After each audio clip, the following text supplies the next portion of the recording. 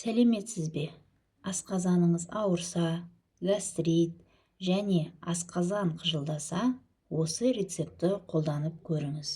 Бұл рецепт үшін бізге картоп, жас картоп болса жақсы болар еді.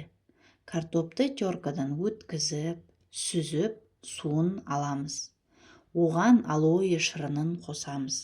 Дәріханадағы алоэ шырыны да жарайды. Бұл рецепт халық арасында өте көп тараған және пайдасы бар.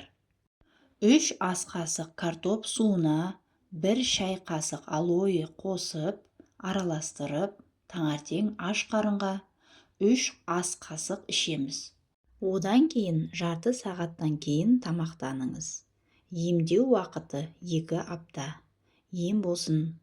Панкреатит, ұйқы безі ауруымен ойнауға болмайды. Панкреатит, ұйқы безі ауырса, осы сусынды үй жағдайында дайындап көріңіз. Панкреатиттің ізі де қалмайды. Бұл сусынды дайындау үшін 1 ас қасық зығыр тұқымы, яғни семян льна. Осы тұқымды кофемолкамен ұсақтап, қайнаған ыссы суды құямыз, шамамен 300 мг. Сүзіп, суытып ішеміз. Бұл сусынды 3 рет тамаққа дейін 30 минут бұрын ішеміз. Емделу уақыты 14 күн.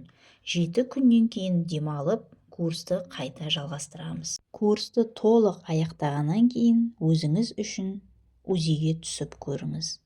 Ем болсын, денсаулықтарыңызды күтіп, салауатты өмір салтын ұстанып жүріңіздер. Менің каналыма тіркеліп кетіңіздер. Сау болыңыздар.